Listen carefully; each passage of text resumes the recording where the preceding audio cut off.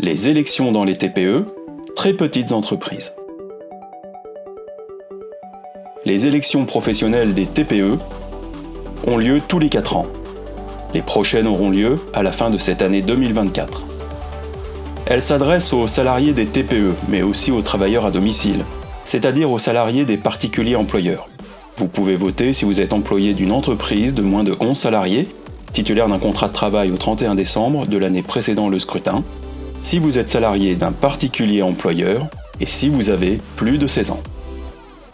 Vous serez inscrit sur la liste correspondant à la branche d'activité et à la région de votre entreprise. Vous n'avez aucune démarche à effectuer. Les listes électorales sont constituées par le ministère du Travail, à partir des données transmises par les caisses de sécurité sociale. Vous serez prévenu par courrier de votre inscription. Le scrutin est organisé par voie électronique ou par courrier. L'élection n'a donc pas lieu dans les locaux de l'entreprise, mais le ou la salariée peut être autorisé à voter sur son temps de travail. Ok, mais à quoi ça sert que je vote pour un syndicat ? Les résultats des élections TPE participent à la mesure de l'audience globale de chaque organisation syndicale. Cette audience détermine quelles sont les organisations syndicales représentatives au niveau national et interprofessionnel.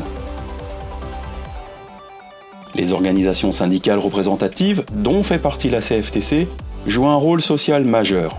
Elles négocient les conventions collectives, assurent la gestion des différents organismes paritaires, comme l'assurance maladie, chômage, formation professionnelle, et participent aux concertations sur les réformes que mène l'État, etc. Le nombre de voix récoltées par chaque organisation syndicale détermine également le nombre de sièges dont elle disposera au sein des CPRI, les commissions paritaires régionales interprofessionnelles. Ce sont les instances du dialogue social de proximité qui permettent aux salariés des TPE d'être représentés à l'échelle régionale.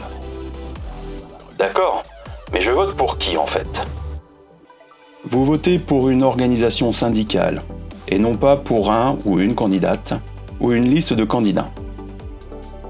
Sachez que par ailleurs, pour pouvoir se présenter, une organisation syndicale doit satisfaire aux critères de respect des valeurs républicaines, d'indépendance et de transparence financière, être légalement constituée depuis au moins 2 ans et avoir vocation à être présente dans le secteur géographique concerné.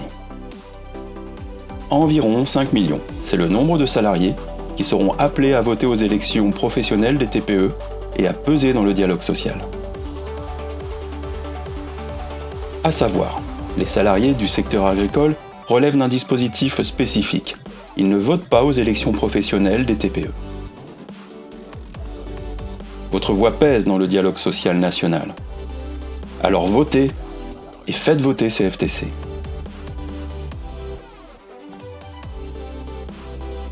Retrouvez-nous sur le site cftc-app.fr.